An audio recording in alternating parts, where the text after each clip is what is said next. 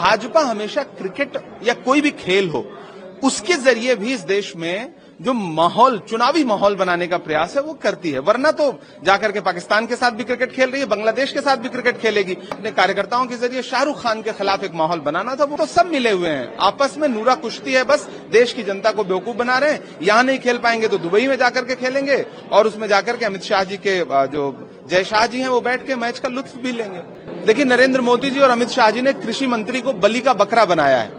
इस योजना को बर्बाद करने के लिए उन्होंने शिवराज सिंह चौहान जी का सहारा लिया है। शिवराज सिंह चौहान जी भी ऊहापोह में, उनकी समझ में नहीं आ रहा है। दरअसल मनरेगा को लाने वाली भी कांग्रेस पार्टी है और बचाने की कोशिश करने वाली भी कांग्रेस पार्टी। हम बचाएंगे इसको, क्योंकि भाजपा देश के करोड़ों मजदूरों का हक लूटना चाहती है। इस योजना में नाम बदलना तो एक बहाना है, दरअसल खेल है मजदूरों का अधिकार छीनना। करोड़ों मजदूरों का, एक दो नहीं, 40% का बोझ राज्यों पे डाल देना, जबकि पहले सिर्फ 10% पैसा राज्य को देना होता था। राज्य पहले ही लाखों करोड़ के कर्जे में है। ऐसे में ये योजना शुद्ध रूप से बंद हो जाएगी। ये पूरी तरह से भाजपा का एक ऐसा योजना, ऐसी बिल है ये कि इसमें मजदूर बर्बाद हो जाएगा। हम मजदूरों के बीच में जाएंगे। आज राहुल गांधी जी देश के बौद्धिक लोगों से, मजदूर संगठनों के लोगों से सबसे मिल रहे हैं। उसके बाद हम इस योजना को लेकर के जमीन तक जाएंगे, मार्च करेंगे, प्रोटेस्ट करेंगे, लेकिन हम इस योजना को बर्बाद नहीं होने देंगे।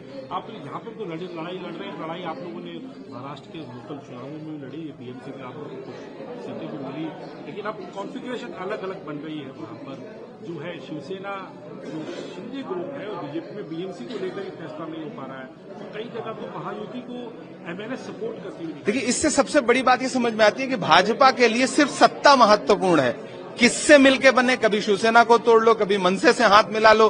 उनका बस चले तो वो पड़ोसी देशों में भी किसी पार्टी से हाथ मिला लेंगे। शेख हसीना की मेहमान नवाजी कर ही रहे हैं। सरकार बनाने के लिए भाजपा, चाहे वो स्थानीय चुनाव हो, चाहे वो राष्ट्रीय स्तर का चुनाव, किसी भी हद तक जा सकती है। तमाम संसाधनों का दुरुपयोग हो या अपनी विचारधारा से अलग जो पार्टियां हैं उनसे हाथ मिलाना हो, महबूबा मुफ्ती से मिला ही चुके हैं। आखिरी महत्वपूर्ण सवाल है, गवर्नर का रवैया जो आजकल बड़ा सरकारों के साथ तल्ख है। अगर अपोजिशन की रूलिंग स्टेट कहें तो पहले तमिलनाडु के अंदर गवर्नर ने एड्रेस पढ़ने से मना कर दिया, फिर केरल के अंदर कुछ स्टैंजा नहीं पड़े, अब कर्नाटक के अंदर ये महत्वपूर्ण बात है कि सिर्फ गैर भाजपा शासित राज्यों में गवर्नर का रवैया ऐसा है, वरना तो भाजपा शासित राज्यों में गवर्नर की महत्ता ही लगभग खत्म कर दी गई है। सुबह के 6 बजे भी शपथ दिलाने को तैयार है, 4 बजे भी शपथ दिलाने को तैयार। इससे पता चलता है कि गवर्नर जो है वो अपनी शक्तियों को भूल करके सिर्फ रिमोट कंट्रोल वाली भूमिका में आ गए। ये देश के संघीय ढांचे के लिए अच्छा नहीं है। और बांग्लादेश जो है, क्रिकेट की बात हमेशा हो जाती है।